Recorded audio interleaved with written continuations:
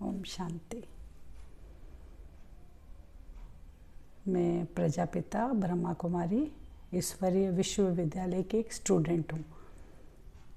10 साल हो गया मुझे इस ज्ञान में आए हुए। मैं आपसे कुछ बातें शेयर करना चाहती हूँ। मैं रेगुलर स्टूडेंट हूँ, क्लास में जाती हूँ। अब इस विद्यालय का नाम है ईश्वरीय विश्वविद्यालय। इसका मतलब जो भी वहाँ पर जाते हैं, वो चाहे बच्चे हो, चाहे बड़े हो, चाहे कोई भी कास्ट के हो, सभी वहाँ स्टूडेंट हैं। और हमारा टीचर है वो सुप्रीम सोल, वो भगवान हमें आकर वहाँ पढ़ाते हैं। सत्य तो यही है, लेकिन जिनका नया एडमिशन होता है या फर्स्ट डे वो जाते हैं तो विश्वास करने में थोड़ी मुश्किल होती है, क्योंकि जिस भगवान को हम आज इतने सालों से खोज रहे हैं, जो जहाँ बोल रहे हैं वहाँ हम जा रहे हैं और उसकी प्राप्ति भी नहीं हो रही, उतना अनुभव भी नहीं कर पा रहे। तो इसलिए विश्वास थोड़ा, फर्स्ट डे जाएंगे, सेकंड डे जाएंगे तो हो सकता है आपको थोड़ा ये बातें थोड़ी अलग लगे। ज्ञान एकदम अलग है, क्योंकि ये कोई मनुष्य का ज्ञान नहीं है, किसी देहधारी का ज्ञान नहीं है कि आपको सेम मिले कि हमने तो पहले भी ऐसे सुना था। हाँ, इसमें कुछ सिमिलरिटी है इस ज्ञान में, क्योंकि ज्ञान एकदम डिफरेंट है और सुनाने वाला भी एकदम अलग है। तो उस परमात्मा का ये ज्ञान है। मैं गृहस्थी में रहती हूँ, परिवार है मेरा, मैं समर्पण नहीं हूँ सेंटर पर। तो मैं अपनी एक लाइफ मैंने कुछ आपसे शेयर कर रही हूँ कि ऐसा कुछ नहीं है। जब आप ब्रह्मा कुमारीज़ का जो ये कोर्स है 7 डेज़ का आप करते हो, फिर उसके बाद अगर आप रेगुलर होते हो तो ऐसा कुछ नहीं है आपको कुछ छोड़ना पड़ेगा।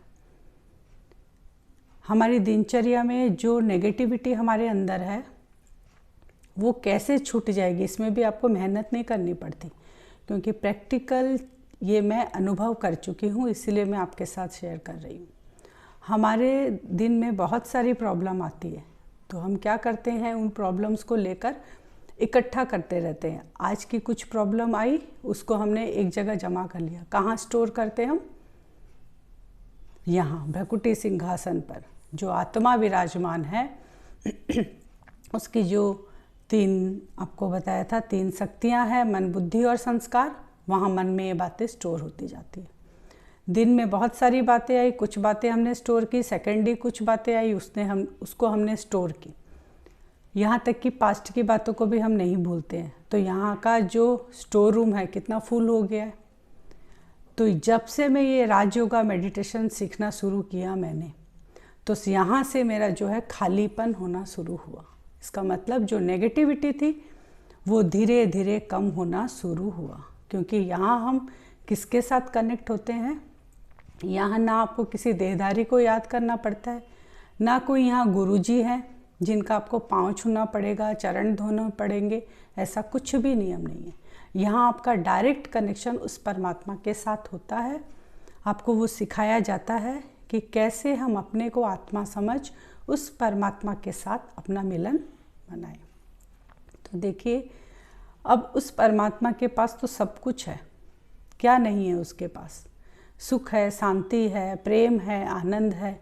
और यही सब हम कहाँ खोज रहे हैं? बाहर की दुनिया में खोज रहे हैं। कहाँ खोज रहे हैं? जैसे किसी की हॉबी है कि हम कुछ गेम्स खेलें, तो उससे हमको थोड़ी खुशी मिलेगी, शांति मिलेगी। हाँ, मिलती है, लेकिन कितनी देर के लिए मिलती है? परमानेंट तो नहीं मिलती है। कुछ क्षण के लिए हमको वो मिलती है, लेकिन थोड़े समय बाद क्या होता है, वो शांति, सुख, जो खुशी थी वो गायब हो जाती है। तो इसमें सारा दिन हमको कितनी मेहनत करनी पड़ती है। लेकिन जब हम राजयोगा मेडिटेशन सीखते हैं तो इसमें क्या होता है, आपका मेहनत का जो लेवल है वो धीरे धीरे कम होते जाता है। क्यों कम हो जाता है? क्योंकि मेरा कनेक्शन किसके साथ हो जाता है? उस सुप्रीम एनर्जी के साथ। जिससे क्या होता है, जब हम उसके कनेक्शन में आते हैं तो उसके पास जो पावरफुल एनर्जी है वो मेरे अंदर आना शुरू हो जाती है। तो उसके पास तो केवल पॉजिटिव एनर्जी है। तो पॉजिटिव एनर्जी जब मेरे अंदर आएगी तो क्या होगा, पॉजिटिव एनर्जी का परसेंटेज बढ़ेगा और नेगेटिविटी धीरे धीरे कम होगी। यहाँ तक कि आपकी जो पास्ट की बातें हैं, मैंने जो कहा, ये मेरा प्रैक्टिकल अनुभव है। मुझे आज पास्ट की अगर 90% बातें याद थी ज्ञान में आने के पहले, अब मुझे 1% याद है, क्योंकि मैं पास्ट की बातें सारी भूल चुकी हूँ। तो सोचो, आपका ये जो स्टोर रूम है, जो मन को हमने नेगेटिव बातों का स्टोर रूम बना रखा था, वो अगर खाली हो जाए तो मुझे नहीं लगता आज के लाइफ में फिर किसी को कोई चिंता होगी या फिक्र होगा, क्योंकि वो खुशी में ऑटोमेटिकली रहेगा, क्योंकि उसका नेचर ही है खुशी का। लेकिन इन बातों को जब हम स्टोर कर कर रखते हैं, प्रॉब्लम वहाँ होती है, क्योंकि सबको खुशी और शांति चाहिए। ये आत्मा का ओरिजिनल स्वरूप है, ये गुण है आत्मा का। एक छोटा बच्चा होगा तो उसको भी शांति और खुशी चाहिए। उसको भी क्या चाहिए कि सब मुझसे प्यार से बात करें। आप डांट के उससे कुछ नहीं बनवा सकते, तो उसको भी प्यार चाहिए। तो आत्मा के अंदर ये ओरिजिनली ये क्वालिटी है, ये गुण है, ये हम भूल चुके हैं और हम क्या करें, बाहर की दुनिया से वो खोजना शुरू कर रहे हैं। प्रॉब्लम वहाँ हो रही है। जब इतने इजी वे में हमको जब पता चल गया कि परमात्मा से जब जुड़ेंगे तो ही हमको सारी चीज़ें मिलेगी। अगर सारे दिन में हम 15 मिनट निकाल कर अगर उसके साथ जुड़ें, अपने आप को चार्ज करें, तो सारा दिन आप बहुत हल्कापन महसूस करोगे। लेकिन इसके लिए हम बार बार एक ही बात बोलते हैं कि अपने आप को उसके साथ कनेक्ट करना पड़ेगा। जैसे मोबाइल की सारे दिन हमको चिंता रहती है, उसको दिन में कितनी बार संभालते रहते हैं एक बच्चे की तरह। क्या मैसेजेस आया है, बैटरी डाउन तो नहीं हो गई है, कितना समय हम उसको देते हैं मोबाइल को।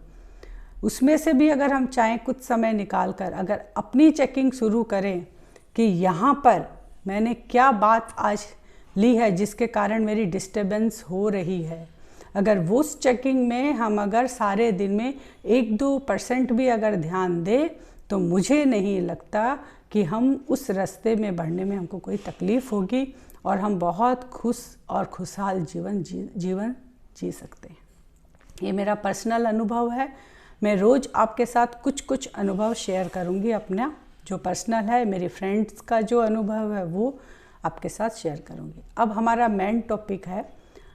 आज बहुतों के मुंह से सुनते हैं, जैसे काफ़ी जन बोलते हैं कि कलयुग अभी बच्चा है, मैंने अभी बूढ़ा नहीं हुआ है।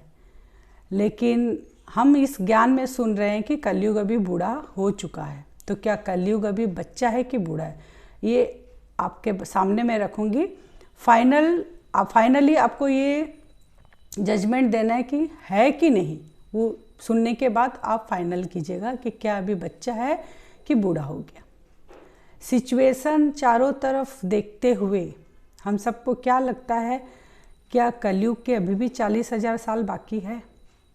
सोचा जाए तो, क्योंकि चारों तरफ अभी क्या है, दुख अशांति फैली हुई है। सारे खाने पीने की सामग्री कम हो रही है, पानी कम हो रहा है, पेट्रोल डीजल कम हो रहा है, ऑक्सीजन लेवल कम हो रहा है, सब कुछ क्या हुआ, अति की तरफ जा रहा है, माने माइनस होते जा रहा है इस दुनिया से। और पॉपुलेशन दिनों दिन बढ़ती जा रही है। तो यह हमको अब सोचना है कि अब से भी अगर 40,000 साल बच गए तो इस धरती की हालत क्या होगी। जिस समय यह लिखा गया था कि कलयुग अभी 40,000 साल बाकी है और कलयुग अभी बच्चा है, जिस समय ये लिखा गया था, किसी ने तो लिखा होगा ना, तो क्या उसी समय से कलयुग क्या स्टेबल है? क्या कलयुग की आयु बढ़ी नहीं?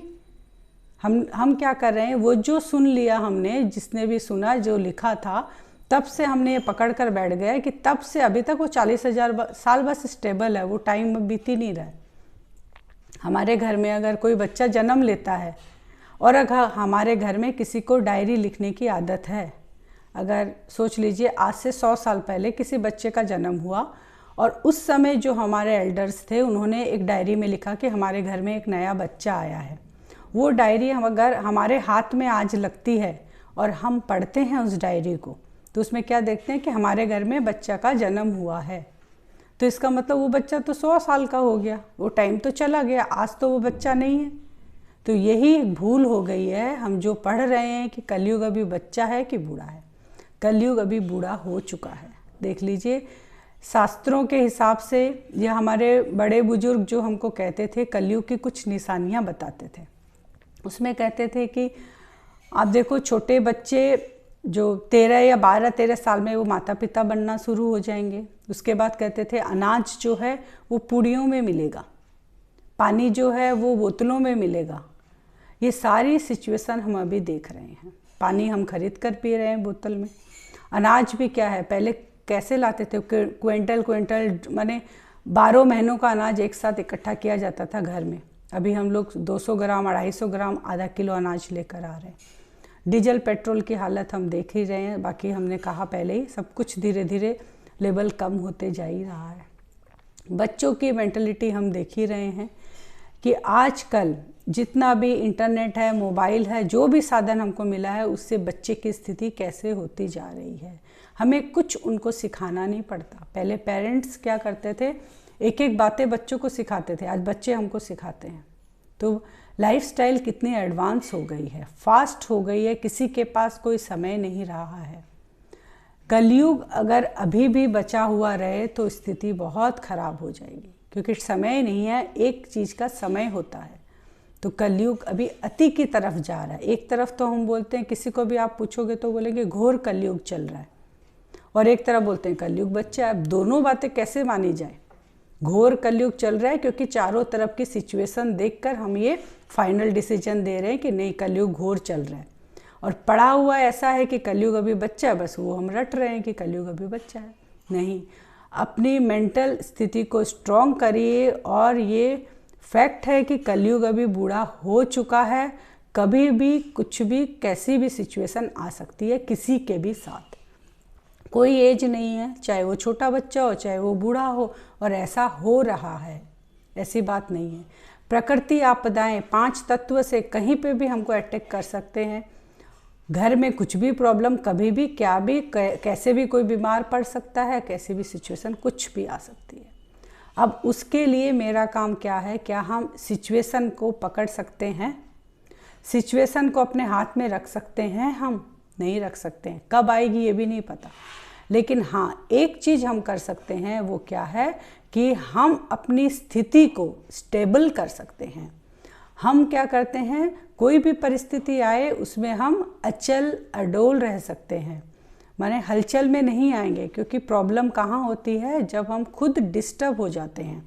आप देखिए, या तो डर या डिस्टर्बेंस के कारण या चिंता के कारण आप जो भी डिसीजन लेंगे वो कैसा होगा, रॉन्ग होगा ही होगा। तो अगर हम स्थिर है, मेरी स्टेबिलिटी ठीक है, हमको ये याद है कि हम कौन हैं, हम बॉडी तो हैं लेकिन बॉडी के साथ एक मैं एनर्जी भी हूँ, और मुझ एनर्जी का कनेक्शन किसके साथ रहता है, उस सुप्रीम सोल के साथ रहता है। मुझ एनर्जी का माने मुझ आत्मा का कनेक्शन उस सुप्रीम सोल के साथ रहता है। तो उससे वो एनर्जी मुझको मिल रही है, तो मैं क्या हूँ, पॉजिटिव एनर्जी हूँ। तो मेरे साथ तो बुरा कभी हो ही नहीं सकता।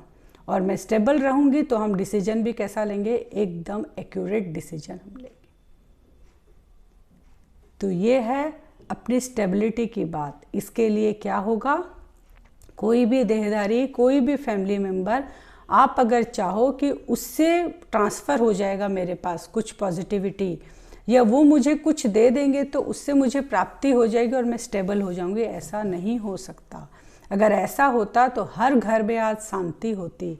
सिचुएशन सबकी आज एक जैसी है।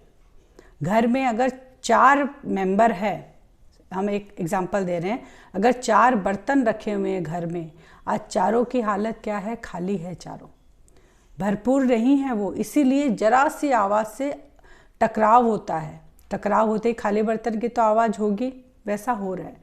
अगर उन चारों बर्तन में से अगर मैं एक भी उस परमात्मा के कनेक्शन में आकर अपने आप को चार्ज कर कर अगर भरती हो जा रही हूँ, भरपूर हो जा रही हूँ, तो जब मेरा टकराव या उनका टकराव मेरे साथ होगा तो उतनी आवाज़ नहीं होगी, और मेरे से वो एनर्जी ट्रांसफ़र होकर क्या होती है, सेकंड मेंबर, थर्ड मेंबर, क्योंकि उस घर में वो फैलती है पॉजिटिव एनर्जी।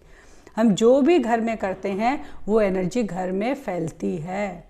बहुत लोग इसका विश्वास नहीं करते हैं, नहीं एनर्जी क्योंकि दिखाई नहीं देती ना, इसीलिए विश्वास नहीं आता उनको। लेकिन आप देखो किसी के घर में अगर जाते हो तो किसी के घर में जाते हैं तो बहुत शांति लगती है। क्यों लगती है वो इतनी शांति? क्योंकि वहाँ का एनर्जी लेवल क्या है, बहुत हाई है। और जिस किसी के घर आप जाओगे 1 सेकंड बैठने का मन नहीं करेगा, क्योंकि उस घर में केवल नेगेटिव बातें होती हैं और सबकी सोच नेगेटिव है, इसलिए वहाँ आपको अच्छा नहीं लगेगा। तो जैसा हम सोचेंगे, जैसा हम करेंगे, माने कर्म में तो बाद में आता है, लेकिन जैसा हम पहले सोचते हैं वो वाइब्रेशन मेरे पूरे घर में फैलती है। तो आप जब उस घर में रहकर उस सुप्रीम सोल के साथ कनेक्ट होगे तो क्या वो एनर्जी घर में नहीं फैलेगी? 101% फैलेगी। ये मैं बार बार बोलती हूँ कि जब आप करोगे तो फ़ायदा पाओगे, नहीं तो फिर आपको कुछ फ़ायदा नहीं मिलेगा। इसके लिए आपको दिन में 10 मिनट 15 मिनट निकालना है और कुछ नहीं करना है, सुप्रीम सोल के साथ अपने अंदर वो एनर्जी ट्रांसफ़र करनी है और चारों तरफ फैलानी है। बस इतना सा ही करना और कुछ नहीं करना आपको। कलयुग अभी बच्चा है कि बूढ़ा है ये आपको जज करना है। इसके आगे भी है कि कितने युग होते हैं, ये हम नेक्स्ट क्लास में करेंगे। अब देखिए सीज़न जैसे चेंज होता है, सीज़न चेंज होता है माने कुछ टाइम होता है सीज़न का। भाई अब ठंड है तो गर्मी आएगी, फिर गर्मी है तो स्प्रिंग आएगा, फिर स्प्रिंग है तो फिर विंटर आए, ऐसे करके सर्कल सारा दिन घूमते रहता है। अब इसको कोई बैठ के तो नहीं घुमा रहा है। अब रात हुई तो रात के बाद दिन आएगा, इसको बैठ के कोई नहीं घुमा रहा है, कुदरत है, ऑटोमेटिकली हो रहा है। वैसे ही युग भी जो होते हैं 4 होते हैं। तो अभी क्या है, कलयुग है। कलयुग के बाद क्या आता है, सतयुग। सतयुग के बाद फिर त्रेता, फिर द्वापर, फिर चक्र घूमता है, फिर कलयुग आता है। ऐसे ये सृष्टि चक्र घूम रहा है। तो नेक्स्ट क्लास में हम 4 युग के बारे में करेंगे। अब मैं आपको 2 मिनट उस सुप्रीम सोल के साथ कनेक्ट होकर उस एनर्जी को अपने अंदर कैसे भरना है वो मैं कमेंट्री से करवाऊंगी। आपको वो कमेंट्री ध्यान से सुननी है और वो उस एनर्जी को अपने अंदर भरना है। आप एकदम सीधे होके सब बैठ जाएं। जैसा मैं बोल रही हूँ उसको आप एकदम ध्यान से सुने और उस एनर्जी को अपने अंदर भरपूर करें और फील करें मेरे घर में चारों ओर फैल रही है, हर मेंबर को टच कर रही है वो एनर्जी जाकर। ठीक है, देखें, अपने आप को देखें, चारों तरफ से अपनी बुद्धि को हटाते हुए, मन में जो बातें बाहर की चल रही है उनको हटाते हुए एक ही संकल्प लें कि शरीर को चलाने वाली मैं चैतन्य शक्ति आत्मा दोनों आँखों के बीच में विराजमान हूँ। देखें अपने आप को दोनों आँखों के बीच में, एक चमकता हुआ सितारा। देखें, कंटिन्यू अपने आप को, एक चमकता हुआ सितारा दोनों आँखों के बीच में चमक रहा है। ये सितारा जब तक, ये एनर्जी जब तक इस शरीर में है तब तक ये शरीर आराम से चलता फिरता है। जिस दिन ये एनर्जी इस शरीर को छोड़ देती है, इस शरीर की कोई वैल्यू नहीं रहती। सत्य यही है और बचपन से हम ये देखते आए हैं। इस सत्य को अपनाना है और अपने आप को पावरफुल बनाना है। दोनों आँखों के बीच में एक छोटा सा सितारा चमक रहा है। जैसे मैं एक छोटा सा सितारा हूँ, वैसे ही मेरे सर के ऊपर देखें अपने आप को, अपने सर के ऊपर उस परमात्मा की लाइट को, उस परमात्मा की किरणों को जो परम धाम से मेरे ऊपर पड़ रही है। परम धाम से एक ब्राइट वाइट कलर की रेज निकलकर मेरे सर के ऊपर पड़ रही है, मुझ आत्मा के ऊपर पड़ रही है। मैं आत्मा दोनों आँखों के बीच में बैठी हूँ, एक चमकता सितारा उसके ऊपर एक ब्राइट कलर की लाइट पड़ रही है, चमकती हुई सफ़ेद रंग की लाइट। बहुत पावरफुल है ये लाइट। मुझ आत्मा के अंदर जो भी नेगेटिव संस्कार है, कमजोरी है, वो सब जलकर ख़त्म हो रहे हैं। उसका एक अंश भी नहीं रह रहा है, एकदम जलकर ख़त्म। और वो एनर्जी से मैं आत्मा भरपूर हो रही हूँ। मुझसे निकलकर वो एनर्जी जिस घर में मैं रहती हूँ, जहाँ मैं बैठी हूँ, चारों तरफ वो ब्राइट कलर की लाइट फैल रही है। देखें उसको, महसूस करें उस पावरफुल लाइट को जो मेरे पूरे घर में फैल रही है। एक एक मेंबर को विजुअलाइज करें, घर में जो आपके साथ रहते हैं। वो ब्राइट लाइट उनको भी टच कर रही है, उनके भी चारों तरफ वो ब्राइट लाइट फैल रही है। उनकी भी कमी कमजोरी ख़त्म हो रही है, चिंता से मुक्त हो रहे हैं वो। चारों तरफ मेरे घर में सफ़ेद रंग की पावरफुल लाइट, और उस लाइट के अंदर मैं आत्मा बैठी हूँ। महसूस करें इसको, फील करें। डायरेक्ट परम धाम से मेरे बाबा की, शिव बाबा की लाइट मेरे ऊपर पड़ रही है और मेरे पूरे घर में फैल रही है। ओम शांति। ऐसा ही आपको महसूस करना है दिन में जब समय मिले, 5 या 10 मिनट। चलिए, ओम शांति।